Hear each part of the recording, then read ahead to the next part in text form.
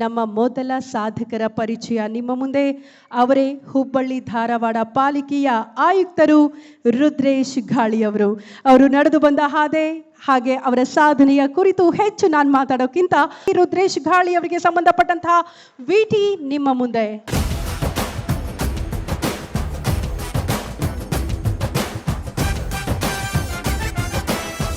ದಕ್ಷತೆ ಪ್ರಾಮಾಣಿಕತೆಗೆ ಹೆಸರಾಗಿರುವ doctor Rudresh Ghali KAS ಅಧಿಕಾರಿ. ಹುಬ್ಬಳ್ಳಿ ಧಾರವಾಡ ಮಹಾನಗರ ಪಾಲಿಕೆ ಆಯುಕ್ತರಾಗಿ ಕೆಲಸ ಮಾಡ್ತಿರೋ ರುದ್ರೇಶ್ ಘಾಳಿ ವೃತ್ತಿಗೆ ಬಂದ ಮೊದಲ ದಿನದಿಂದಲೂ ದಕ್ಷತೆಗೆ ಹೆಸರುವಾಸಿಯಾಗಿದ್ದವರು.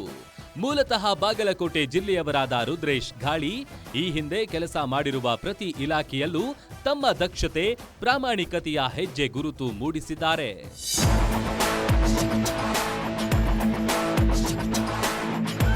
ಪಶು ವೈದ್ಯಕೀಯ ಪದವಿ ಪಡೆದಿರುವ ರುದ್ರೇಶ್ ನಂತರ ಕೆಎಎಸ್ ಮಾಡಿ ಅಧಿಕಾರಿಯಾದವರು.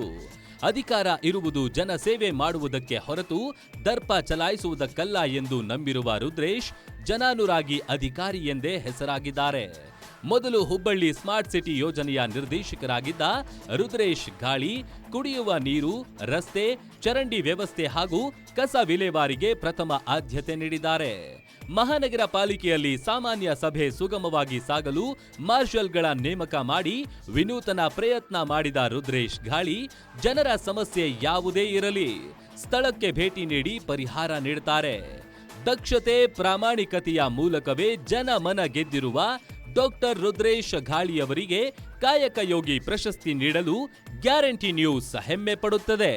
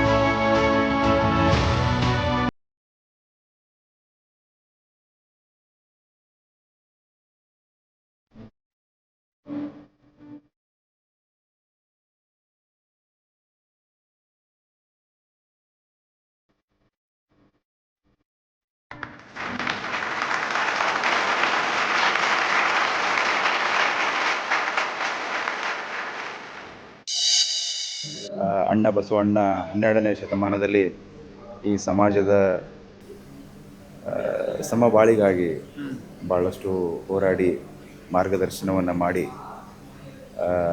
ಆ ಮಾರ್ಗದರ್ಶನದಂತೆ ನಾವು ನಮ್ಮ ಕಾರ್ಯದಲ್ಲಿ ಬಸವಣ್ಣನ ಮಾರ್ಗದರ್ಶನಗಳನ್ನು ನಾವು ಪಾಲನೆ ಮಾಡಿ ಸಮಾಜ ಸೇವೆಯಲ್ಲಿ ನಾವು ಪಾಲ್ಗೊಳ್ಳಲಿಕ್ಕೆ ಪ್ರಯತ್ನ ಮಾಡಬೇಕು.